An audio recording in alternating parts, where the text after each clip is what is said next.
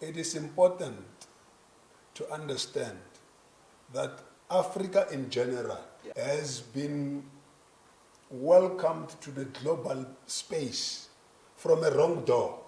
It was welcomed through slavery. It was welcomed through oppression. It was welcomed through deception.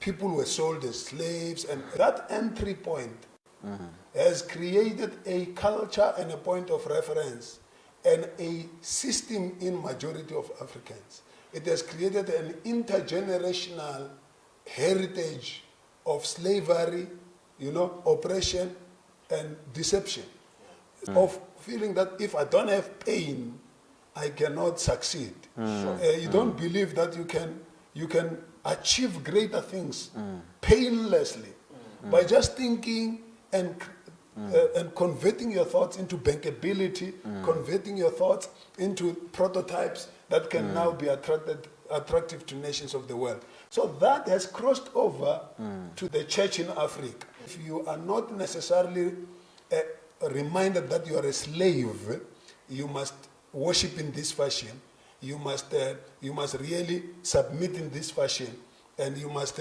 really take the gospel in this fashion. You feel like this person who's presiding over me is not real, is not a true pastor. If I come to you and say, if I come to you and say, for you to really have more money, you must release the money that you have in your hand and make sure that you use it for the glory of God by using it responsibly.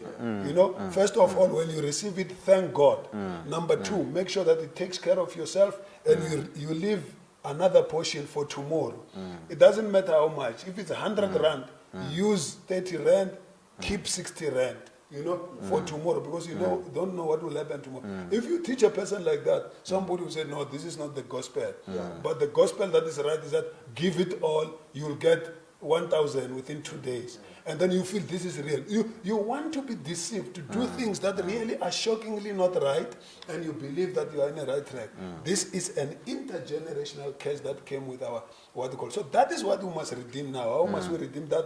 We must learn. May you please have time to reflect on yourself personally, to say, as an individual, am I leading my life according to the principles of the Word of God? Or I'm being deceived and I'm a slave of circumstances and I'm oppressed by circumstances and I am being deceived while knowledge is next to me? I think that is critical. And we can take it from a political side. I mean, today you have politicians who will necessarily say statements to you which is advancing their ideology and their principles. But because they are saying it to an empty stomach person, empty-minded person, you find that you viva the statement. Viva to the statement without investigating who is this source. What is the intention of this source? Today we've got politicians who are too old, who don't want to retire from politics, and the like and the like. And you ask yourself a question, what could be the motivation? You get my point? Because if this is about the people, you will surrender and hand over the baton to someone. We've got pastors today who really don't want to. They will fall on a pulpit, ministering. You ask yourself a question, what could have gone wrong? But if it is by my father's business, learn from Christ. How many years did he do ministry? 3 years. Excellent. How many people have been impacted? The whole world.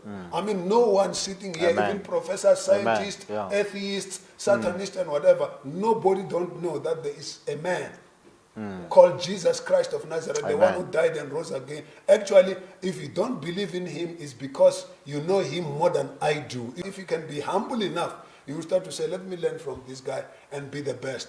May God bless you.